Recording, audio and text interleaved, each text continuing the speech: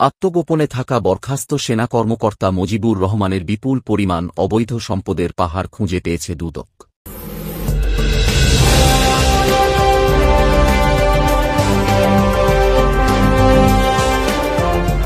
দেশ ছেড়ে পলাতক স্বৈরাচারী প্রধানমন্ত্রী শেখ হাসিনার সাবেক নিরাপত্তা প্রধান ও ক্ষমতার পালাবদলে শীর্ষ সেনা কর্মকর্তাদের অন্যতম বরখাস্ত লেফটেন্যান্ট জেনারেল মুজিবুর রহমান ও তার স্ত্রী তাসরিন মুজিবের বিপুল পরিমাণ অবৈধ সম্পদের সন্ধান পেয়েছে দুর্নীতি দমন কমিশন দুদক।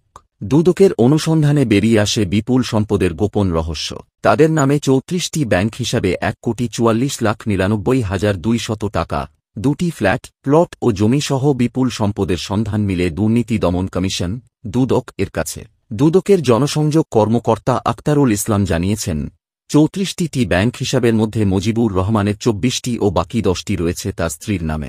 এসব ব্যাংক হিসাব অবরুদ্ধ ও ফ্ল্যাট, প্লট এবং জমি ক্রয় করতে আদালতে আবেদন করা হয়েছে বলে জানান তিনি। এসব সম্পদের মধ্যে মিরপুরের মাটিকাটার ৪,০৫০ বর্গফুটের একটি ফ্ল্যাট, নারায়ণগঞ্জের রূপগঞ্জে একটি প্লট ও মিরপুর, সাভার এবং ঢাকা ক্যান্টনমেন্ট এলাকায় তার জমি রয়েছে। অপরদিকে ঢাকার সাহারা এলাকায় একটি ফ্ল্যাট ও বাউনিয়া এলাকায় তার স্ত্রী তাসরিন মুজিবের নামে জমি থাকার তথ্য পাওয়া গেছে। কে এই বরখাস্ত মুজিবুর রহমান? স্পেশাল সিকিউরিটি ফোর্সের এসএসএফ সাবেক মহাপরিচালক মুজিবুর রহমান ২০২৪ সালের ৫ অগাস্ট রাজনৈতিক পট পরিবর্তনে আওয়ামী লীগ সরকার ক্ষমতাচ্যুত হওয়ার ১ মাস পর বরখাস্ত করা হয় তাকে। এর আগে আর্মি ট্রেনিং অ্যান্ড ডক্ট্রিন কমান্ডের আরডক জিওসি ছিলেন তিনি। আর্টকে দায়িত্ব পাওয়ার আগে সেনা সদরের কোয়ার্টার মাস্টার জেনারেল কিউএমজি ছিলেন বরখাস্ত হওয়া এই সেনা কর্মকর্তা মুজিবুর রহমান। হোলি আর্টিজানে জঙ্গি হামলার পর অপারেশন থান্ডারবোল্ট পরিচালনা করে আলোচনায় আসেন তিনি।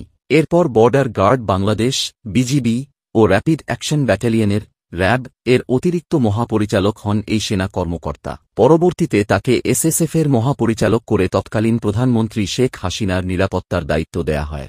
গত ৫ আগস্ট রাজনৈতিক পট পরিবর্তনের পর থেকে মুজিবুর রহমান আত্মগোপনে রয়েছেন তিনি।